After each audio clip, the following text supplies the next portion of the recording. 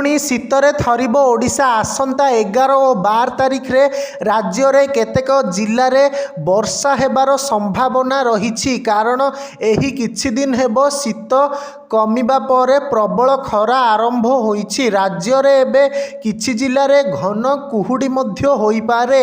एनै भुवनेश्वर आंचलिक पाणीपाग केन्द्र पूर्वानुमान करिछि।